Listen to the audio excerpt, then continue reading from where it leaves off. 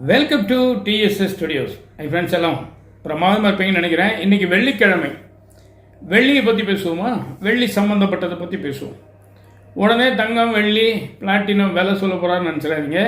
வெள்ளி திரையை பற்றி பேச போகிறோம். இத்தனை நாளும் அந்த வெள்ளித்திரையில் உள்ள படம் தான் நம்மக்கிட்ட பேசிச்சு, பாடிச்சு, ஆடிச்சு, எல்லாம் பண்ணிச்சு. இன்றைக்கி வெள்ளித்திரை நம்மளோட பேச போகுது. பார்க்கலாமா? வெள்ளித்திரை என்ன சொல்லுதுன்னு பார்க்கலாம். வாங்க போகலாம்.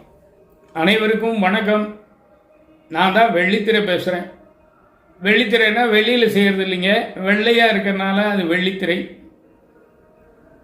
எங்களுடைய திரையில் தான் நீங்கள் பார்க்கக்கூடிய அந்த சினிமா பிம்பங்கள் உங்களுக்கு காட்சி அளிக்குது. அந்த பிம்பங்களுக்கும் படத்துக்கும் கதைக்கும் எங்களுக்கும் எந்த விதமான சம்பந்தமும் கிடையாதுங்க. நாங்கள் வெறும் கருவி. இப்போ கிரியா ஊக்கின்னு சொல்கிறாங்க இல்லைங்களா, அது மாதிரி அது எந்த மாற்றமும் அடையாமல் மற்றதை மாற்றுங்கிற மாதிரி படங்கள் மாறி மாறி வரும், காட்சிகள் மாறி மாறி வரும். நாங்கள் அப்படியே அங்கேயே தான் நின்றுட்டுருப்போம். எங்களுக்கு அந்த படத்துக்கும் எந்த சம்மந்தமும் கிடையாதுங்க. சாதாரணமாக ஒரு கிளாஸில் நீங்கள் பாலை ஊற்றுங்க, வெள்ளையாக தெரியும். டீ காப்பி ஊற்றுங்க, அதோட கலரில் தெரியும்.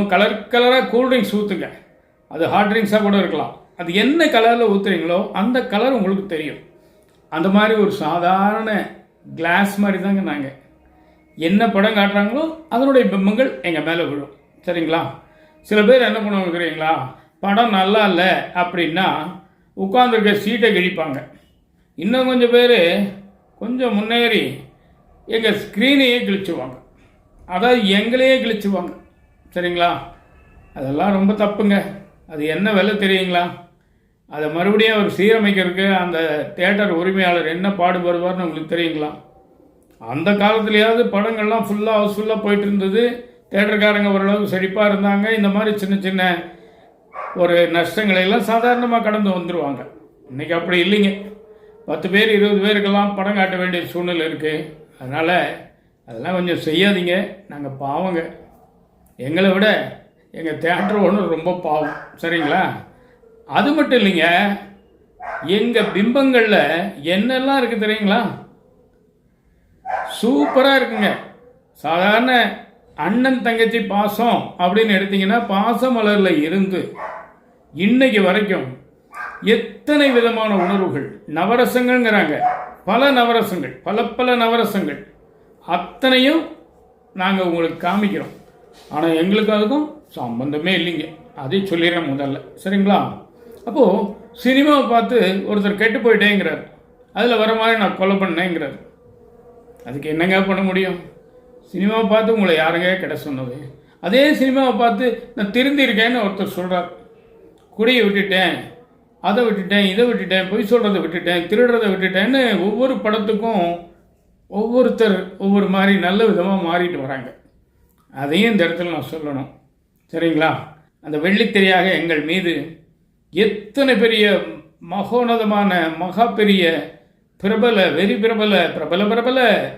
நடிகர்கள்லாம் எங்கள் மேலே பிம்பமாக விழுந்திருக்காங்க. அந்த பாக்கியம் எங்களுக்கு உண்டு.